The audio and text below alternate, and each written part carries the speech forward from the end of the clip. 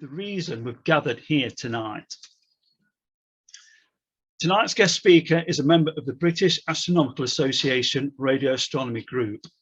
Our speaker has a background in electrical and electronic engineering with applications in microcomputers, design of single board computers, and the early application of GPS. With radio being an early draw for our speaker, gaining his first license in 1967, an active interest in microwave radio being a particular fascination, culminating in the use of our moon as a passive reflector in the search for ever greater distance. The next logical step on our guest speaker's journey was radio astronomer, completing a distance learning course at the world-renowned Jodrell Bank.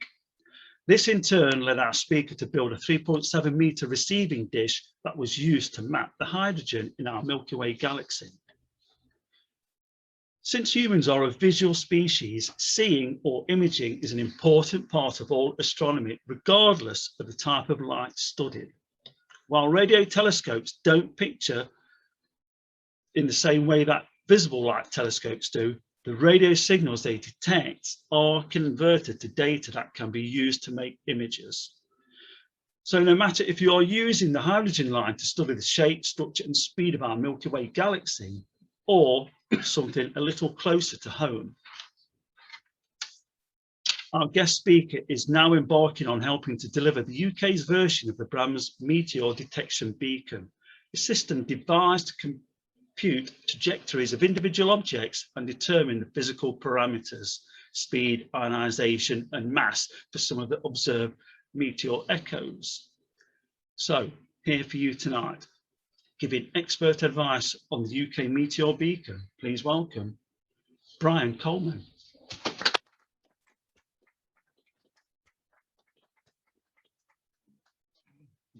It's hard to follow that, isn't it? Thank you very much indeed for having me here. It's really, really very kind. Cutting a long story short, I thought it was a great pity that we don't have a radio method of detecting beacons serving us over the UK. The Belgians have two, and we've got none. We get a limited amount of coverage from the Belgian beacons, but not really anything that we can use to observe what's going on above our skies. Briefly, the basic plan is that we have a transmitter that transmits a continuous signal. Right, so the idea is to establish a transmitter, a beacon that transmits vertically upwards with a very wide beam width, as indicated by the lines here. And by the time the radiation gets up to the point where meteors burn and create an ionized trail, which is reflective to radio, we're covering an area of about 200 kilometers in radius. So a 400 kilometer diameter chunk of Britain over the beacon is nicely illuminated. When a meteor comes in, it burns up and it may cause ionization. Gets so hot it produces an ionized trail which is reflective to radio. Simple radar technique, if you like. Anyone with a suitable receiver, in fact within about 1,000 kilometers of the beacon, will be able to receive those echoes potentially, because the range from an altitude of 100 kilometers where meteors burn up, the line of sight range is actually roughly 1,000 kilometers. There are a few minor hazards that you might get with aircraft. Aircraft tend to be at about no more than about 10 kilometers, so anybody close into the beacon is going to see aircraft as well. That's what this diagram is telling us. There are two parts to this project, and I should explain that the project is a collaborative effort between the world of amateur radio, who are providing, if you like, the transmitter, and hopefully can get the license from Ofcom to establish the transmitter. They should be able to do that because it's within an exclusive amateur radio segment of the spectrum. And the other part of the collaboration, of course, is the world of radio astronomy, amateur radio astronomy, and indeed professional radio astronomers who are interested in meteors. When you look at at Meteor echoes, these days we use software-defined radios, and we use a spectral display that looks like this, and it's split into two parts, if you like. This is a frequency spectrum across here. You'll see this in lots of slides. I'll explain it more. If you see a lump here, that's telling you what frequency that signal is on. The waggly lines are noise, system noise, and indeed perhaps man-made noise, but that's just noise along there. If a meteor echo is detected, you will see a peak. This lower part is called a waterfall display, and is constantly moving down. So you've got time in this direction, and you've got frequency in this direction. And this is not an untypical echo of a small meteor event. The little horizontal stripe at the bottom we call the head echo, and that is showing that its frequency, the frequency of the echo, started high and went low, and that is due to the Doppler effect as the meteor slows down. So we've got an indication there of the velocity and its change of velocity. If you observe these meteors with radio, these are all observations of the Brahms beacon in Belgium as observed. They could have been observed here. These particular ones were observed at my home, which is in Hampshire. And they appear to come in even regardless of meteor showers at the rate of about 2 a minute.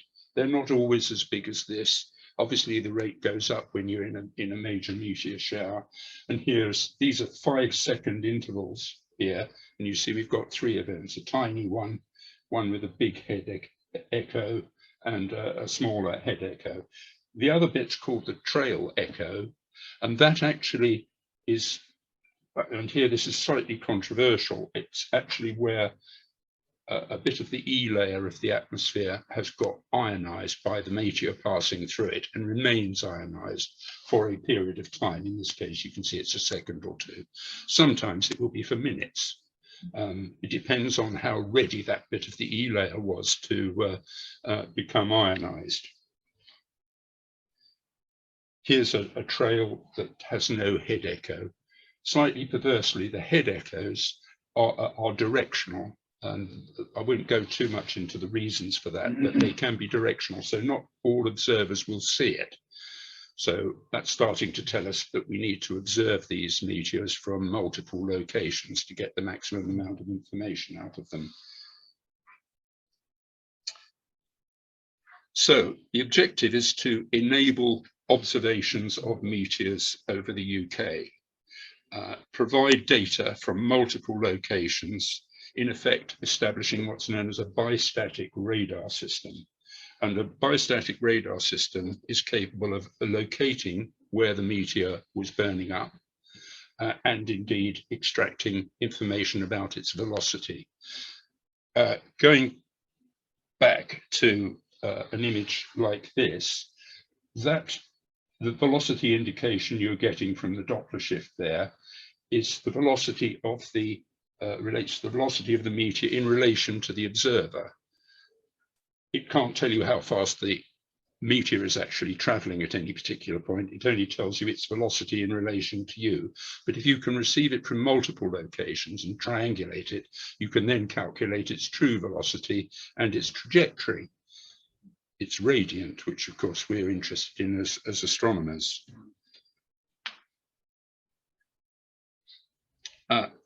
And a key part of this, as I mentioned, it's a collaborative effort between the world of amateur radio and radio astronomy. And the objectives obviously are to unlock some citizen science here, to design the systems that can extract the information, to study the information that you've extracted, perhaps work with the optical observers where we can see a particular event, perhaps I'm talking in the future here, perhaps compare the spectra of the observed trail with what we're seeing in radio terms. All sorts of interesting things can happen. But also to use the project as a tool to generate interesting STEM projects, because just receiving echoes is relatively simple and well within the capabilities of, for example, schools with relatively low cost equipment. And I've found certainly that when people see these echoes occurring, you know, on a cloudy day, they're just amazed how many meteors we're being bombarded by, most of them tiny, of course. And it's a way of getting into the world of astronomy and radar and radio without getting too complicated. Here's a really good example of a meteor with a very, very long head echo. That suggests it was traveling ever so fast at this point, and it's slowed right down very rapidly, and it's left a very small trail echo. That's a bit serendipitous in this case, that the head echo was observed from this particular observing point, which was actually my place in Hampshire. Not everybody would have necessarily seen that, but as I've already said, if we can observe that from multiple locations, then we can start to unravel the velocity and the trajectory of the meteor. Here are some more examples of what they look like. The fuzzy ones, as I say, we have not seen the head echo there. It may just be that the meteor went through, triggered some ionization in the E layer, and it's known that this occurs for a variety of reasons. And if you look up, you Google sporadic E propagation, you will see that there are various explanations of this. There's lots of science. It's where metal ions become ionized in the upper atmosphere, and the causes, well, we can all guess how the metal ions got there, meteors, and the cause of ionization can be several reasons. It could be that the heat of the trail of the meteor has triggered it. There are other scientific explanations, including radiation from the sun. That's the main contributor for sporadic heat propagation during daytime, obviously not during night. And wind shear at that altitude has been suggested as another cause. Excuse me. So that's another area which is interesting to examine if you've got a means of doing so, namely a beacon system here in the UK to do it. Now, to explain, we needn't go, this is Sparky's stuff here, but this is basically what the transmitter consists of, a very accurately controlled oscillator, so we're precisely on frequency, a power amplifier and an aerial. Excuse me, that's all we really need to know. It needs to have some monitoring so that we can know whether it's on, if anybody's using this for scientific purposes and they're not hearing anything. It would be nice to know that the reason is that the beacon is off for some reason. So we want some monitoring capability. But other than that, it's a very simple transmitter that's simply transmitting a continuous carrier. It will have to identify from time to time in Morse code, as is required by Ofcom. And this is in fact the virtually all of the transmitter, which has already been made and tested, and it's working well. Basically, it runs at a power of about 100 watts out, which is sufficient. That's about the same as Brands and VBS. The only bit that's missing here is the oscillator that sets the frequency, and that's a small module that uses GPS to very accurately control the frequency of the transmitter. And the reason we want it very accurate is we want to make very accurate measurements of the Doppler shift as the meteor comes in and slows down as it burns up. This is just really to explain what's involved. Your wonderful society has very kindly volunteered to host this beacon, and it's a very ideal location because you're quite near the centre of the UK. A beacon planted here will provide excellent coverage, and this was really just to explain what is involved. The actual box itself will be in a box about so big, which we've found a suitable place where it can be secreted out of everybody's way.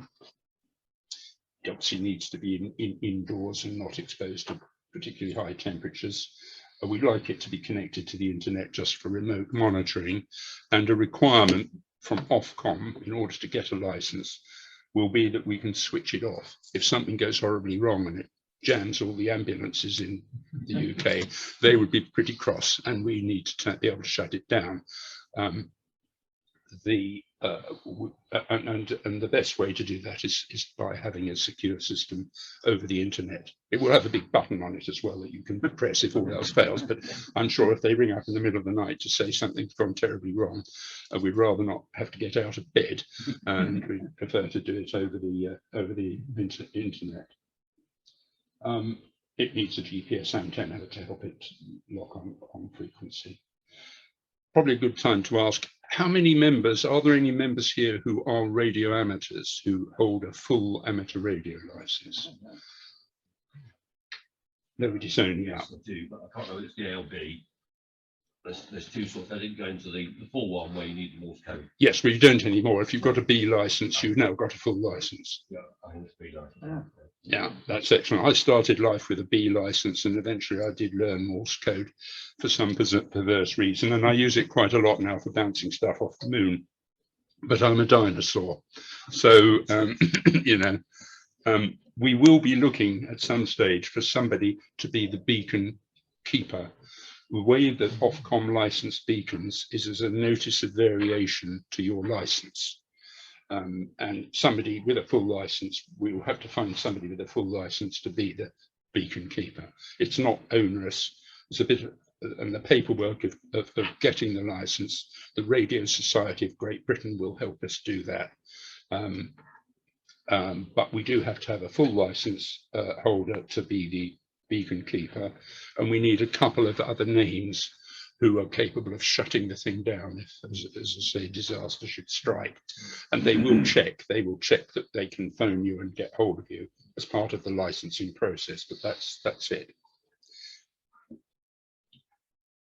What does it look like? This is a prototype of the antenna made out of plastic overflow pipe and wire, and it worked very well, and so well, in fact, that the local hare came along and decided it was interesting. I managed to snap that.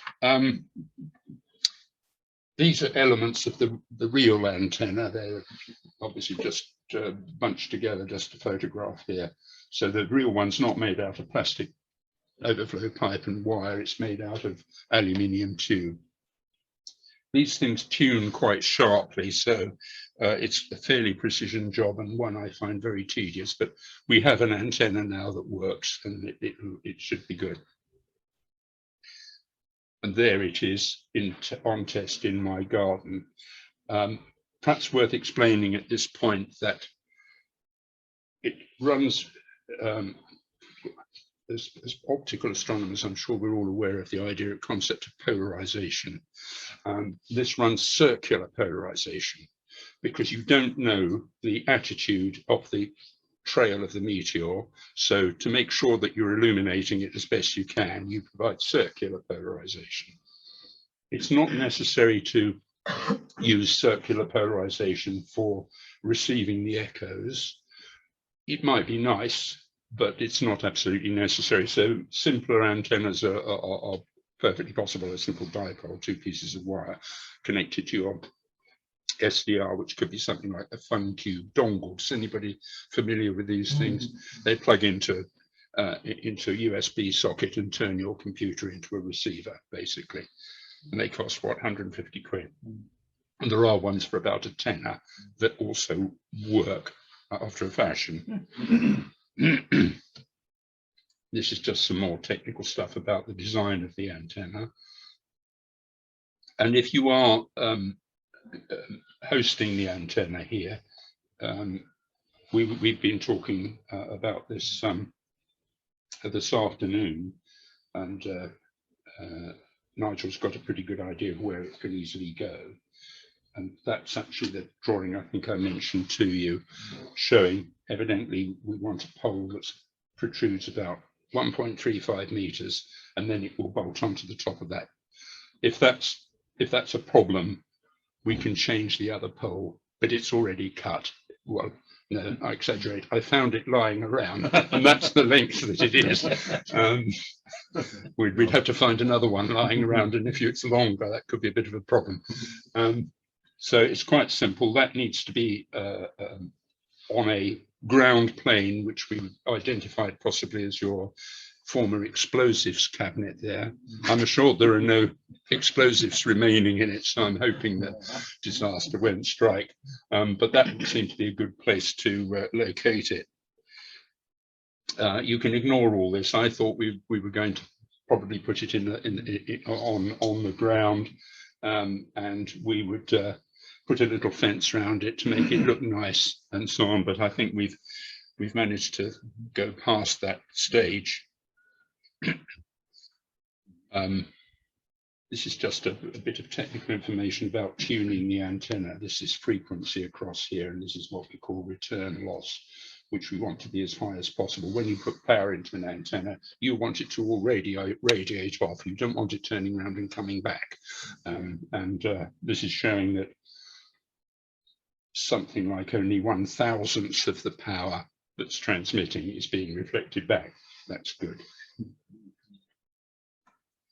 A consideration which we have to think about when we're transmitting is electromagnetic radiation, and they've gone a bit over the top mad on this in Ofcom. We all have to do big assessments and be happy that we're not frying anybody, basically.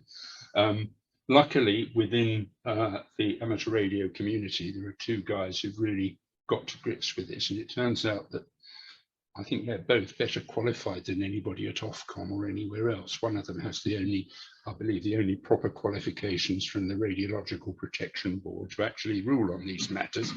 And they very kindly modelled this antenna with the amount of power that we're putting in, and everybody's perfectly safe, even right underneath it. It probably would be unwise to touch it, but where we're proposing to put it, you were very unlikely to touch it. And I'd rather like that sign that said you probably shouldn't walk past with carrying a ladder. I was particularly amused to find that lying on top of your explosive store, guess what? So there we are. That's life, isn't it? I was telling the story earlier when I visited BT up at Martlesham, and they'd got their new centre which controlled the whole of the internet at the time, and they were very proudly showing us that the fibres came in from one end of the building and from the other end, so that if a JCB should have a nasty accident with them, it wouldn't be a problem. We walked through the building and you'll never guess what was parked at the other end. So the issues are, to make this all happen, we need to find a beacon keeper who's the license holder. We need to find a couple of closed down operators who don't have to have radio licenses. And then we can go ahead and we can apply for the license from Ofcom.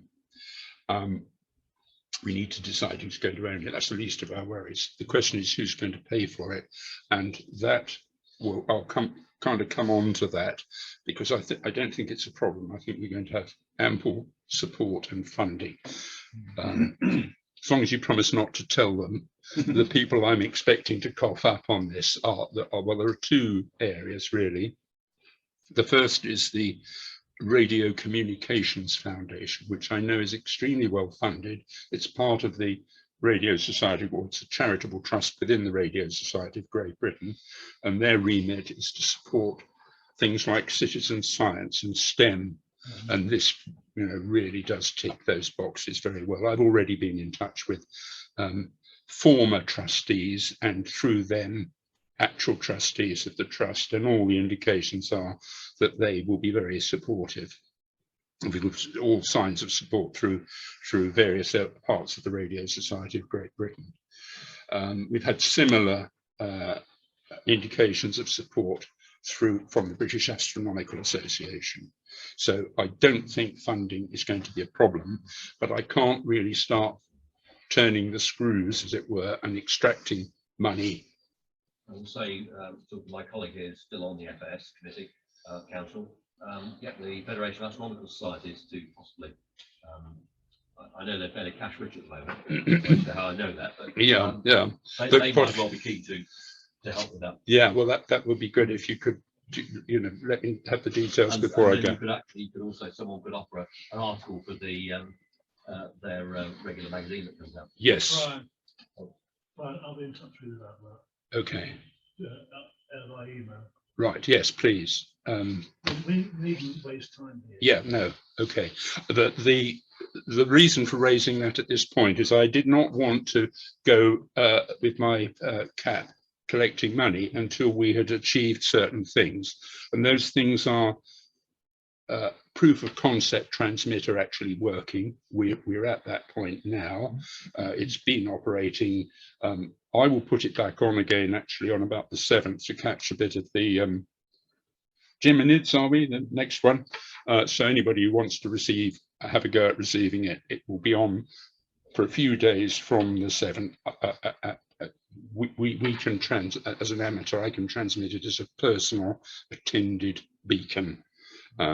It's not suitable in the long term, but it's fine for tests. So what I wanted, if it's like to think of it as lining the little ducks up, I wanted to have a transmitter that we know works and an antenna system we know works. We're there.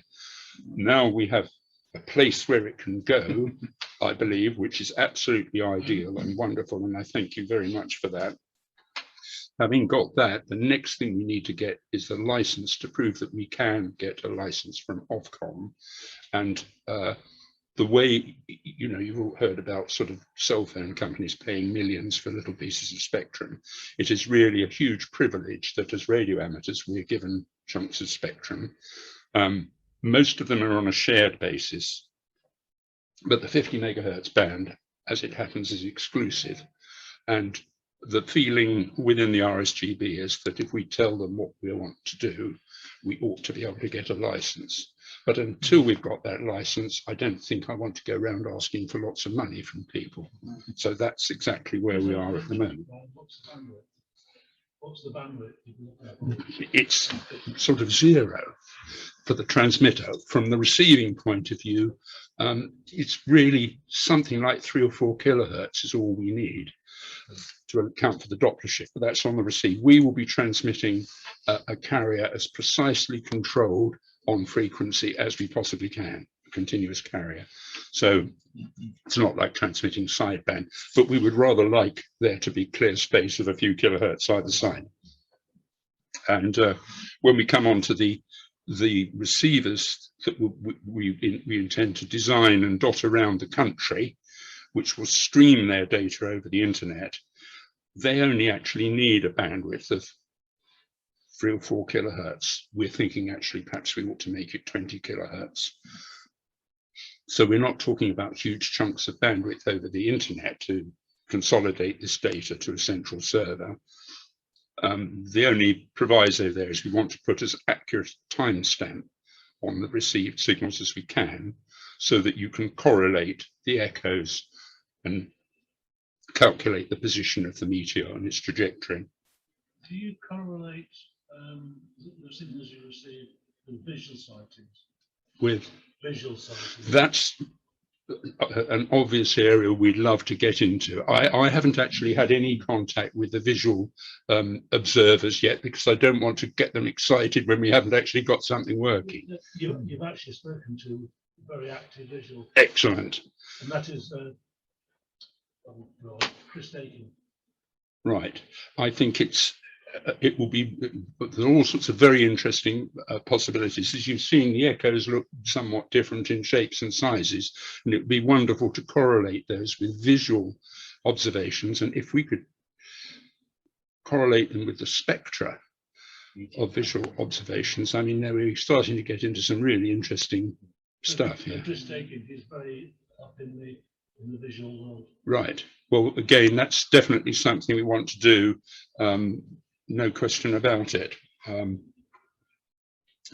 So the receiver network. One of the problems with 50 megahertz, and I think it's put a lot of people off observing meteors from home is that it is subject to a lot of interference, man-made interference, our equivalent of radio astronomers' equivalent of light pollution. And some of it is from lights, LED lights, for example.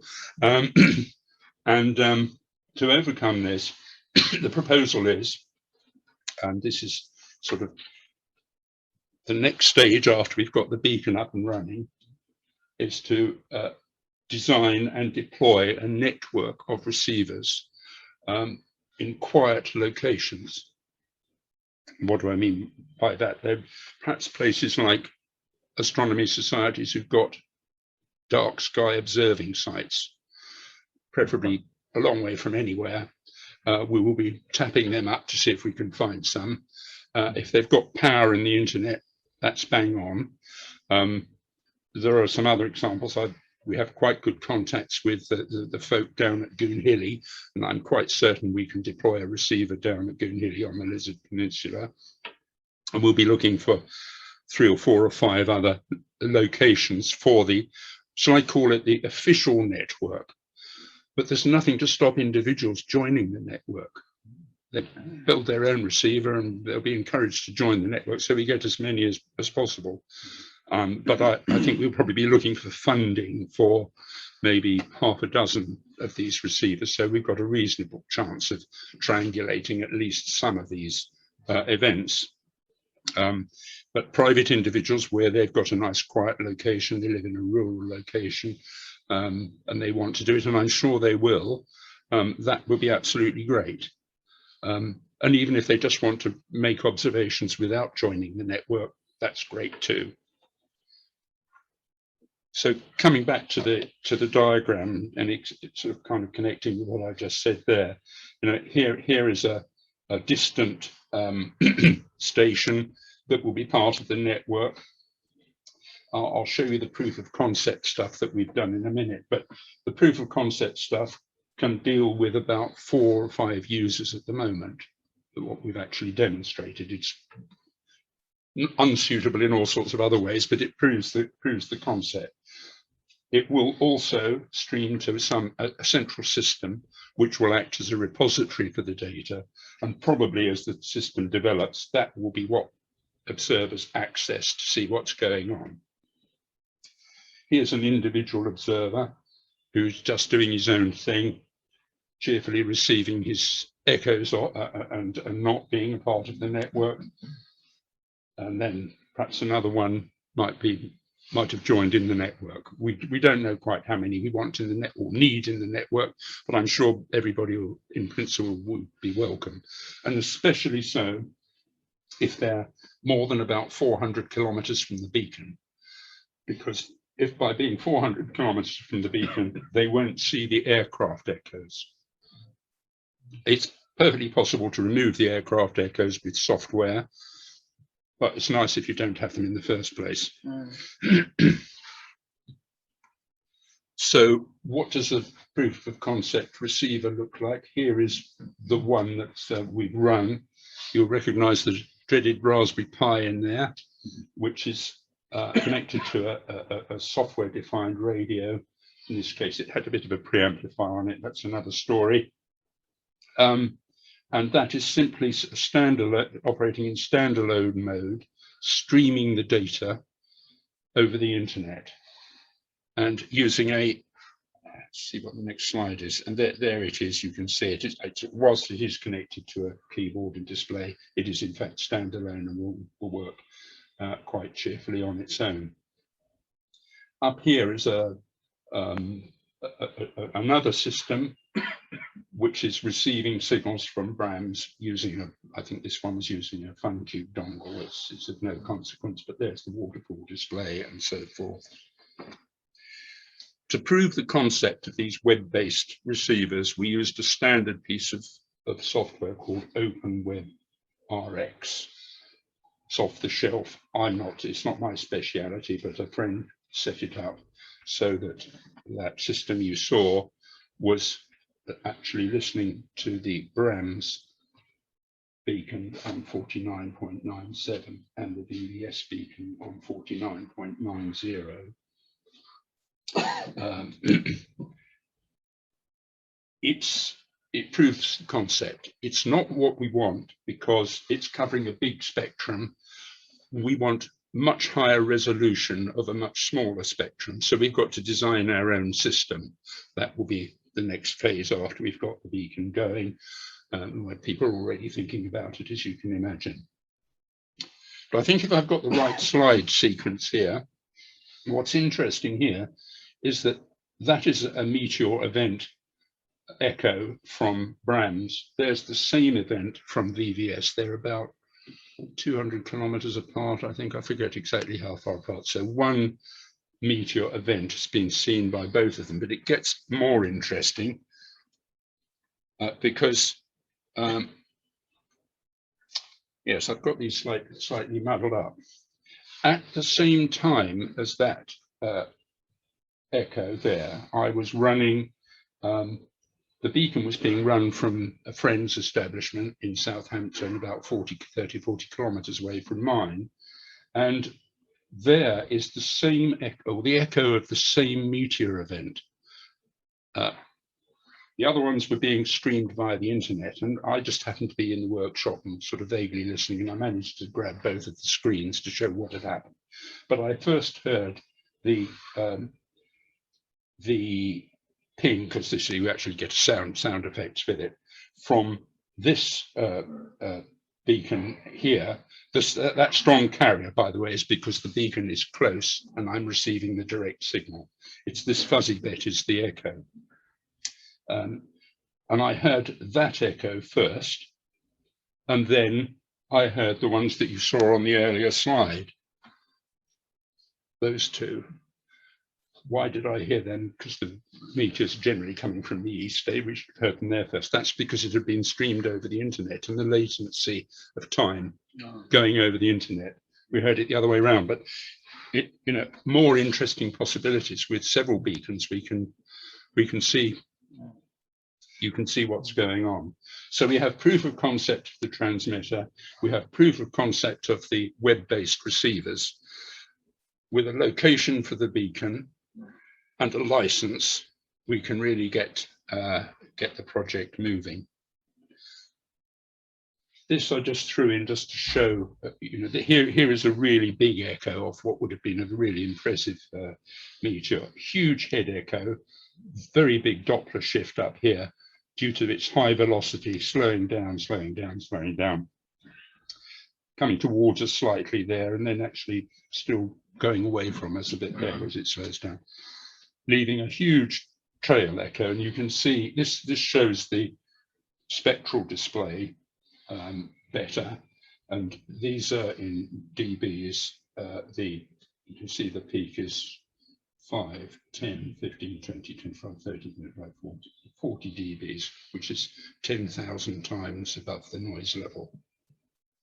Really big echo, you do see them. This data that will be streamed is all in digital form, so it can be crunched in a multitude of ways. I'm not a specialist, so I defer to others as to exactly how this is done. But we can trigger, for example, on the amplitude of the signal. We could say, right, start recording the event if the amplitude goes above a certain amount. There was a good talk on Meteor Observing the other day within the radio astronomy group, and a different way of doing it is to look at the different frequency bins and follow the changes in the bin levels rather than the absolute amplitude. You follow the changes, and that might be a good way of triggering. But as with other radio astronomy systems, the technique tends to be that you record everything, but only in a loop.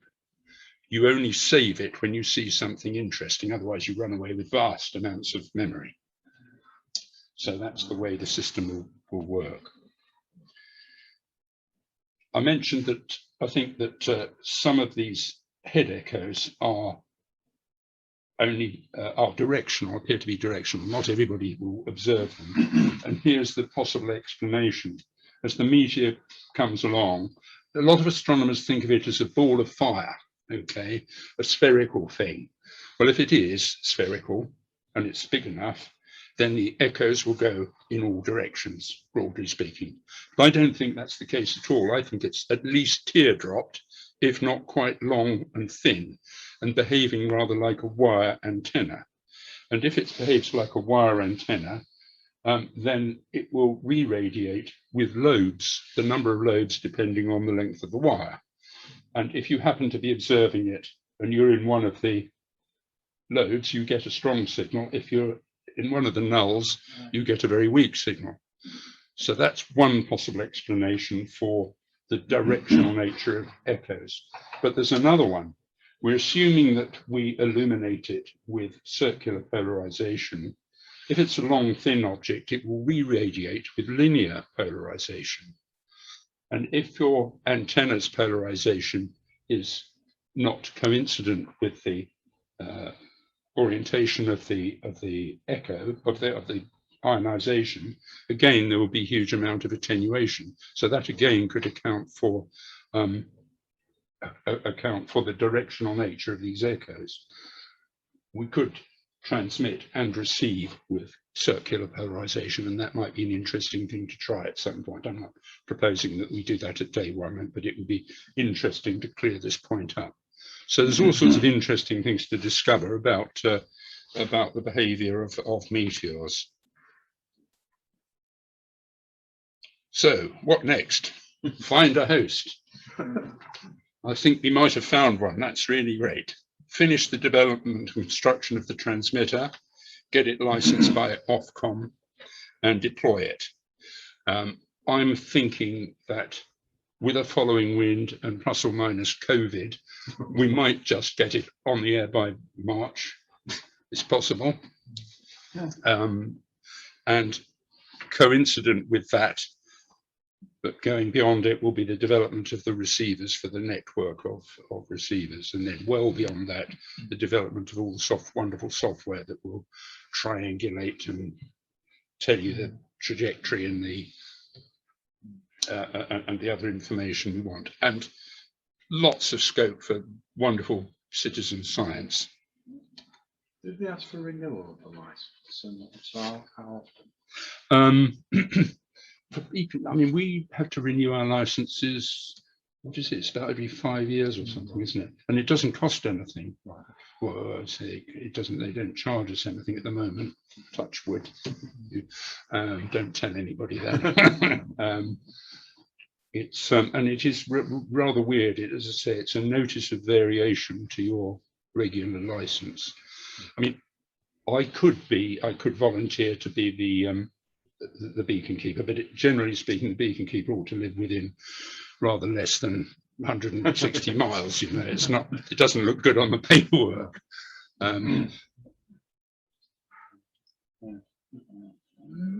So there's another just a little explanation of what's going on. The head echo and the trail. That should be trail echo.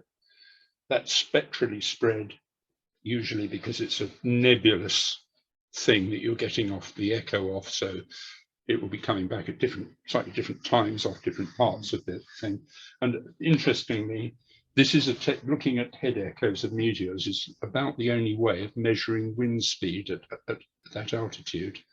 It's too low for satellites and balloons, or too high for balloons.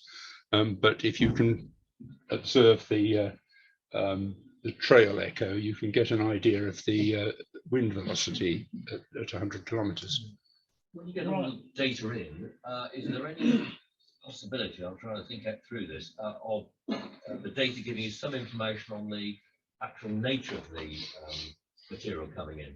Because obviously, if you get a visual signal, you can obviously get a spectrum from that. Yes. But yeah, I think that's something for us to discover. That's why I'd be very keen to correlate visual observations, especially spectra, with radio observations, and see if we can start to fathom out what's going on. I'm not a meteor observing specialist, but to my very simple way of thinking, I mean, there are two types of meteors. There's ones made out of iron and nickel metal, and there's ones called this wonderful stuff called chondrite, is it? Which look like lumps of coal. And I wouldn't mind betting they produce a rather different trail. But I just had a thought. wouldn't it be beneficial to measure the receive times from the Brahms station and from ours if it goes ahead? On my wish list, depending on how things go and with the following wind, it would perhaps be nice to have some of the receivers monitoring all 3 beacons. It's not beyond the wit of man. If it were to make it prohibitively expensive or difficult to do, then we probably wouldn't do it. But there's nothing to stop you having 2 receivers at the same location, one tuned to Brahms and one tuned to. Yeah, because I'm sure that due to the difference of angle, that you get it from both. You get a different. Yeah. You might end up with a relationship in the direction. I think it's an interesting area to explore. Very definitely. I'm amazed that that echo I showed you, which was giving echoes from 2 places in Belgium plus Southampton. We've previously had Browse and Brahms observations here at the same time as well. Yeah, I mean it's probably not beyond the wit of man, and I'm trying to work up to the point where I can give the team who are going to work on the receiver a reasonable specification, and I'm struggling a bit at the moment. We'd like really fine frequency resolution because we want to know about Doppler. So that suggests that we want bins of about something ridiculous like 1 hertz. Well, that's probably over egging it a bit. Luckily, we don't need huge bandwidth. And if you then say, well, we want that for 3 beacons, all on the same receiver. The other thing you've got to think about is where are you going to point the antenna, even if it's only a simple antenna. And the distant ones will need beam antennas. And it's worth perhaps pointing at this point, if you're within a couple of 100 kilometers of the beacon, the best place to point your antenna is going to be vertically up. If you've got a directional antenna, if it's just a dipole, it's neither here nor there. If you're within about 200 and 400 kilometers, probably best to point it at about 45 degrees. And if you're more than 400 kilometers, it's got to be pointed horizontally, probably. Horizontally. There is an advantage to pointing the aerials up, and it's quite noticeable on 6 meters, on 50 megahertz. When you point it horizontally, you get all the man-made noise, and as you beam up, a lot of it disappears, which is good news.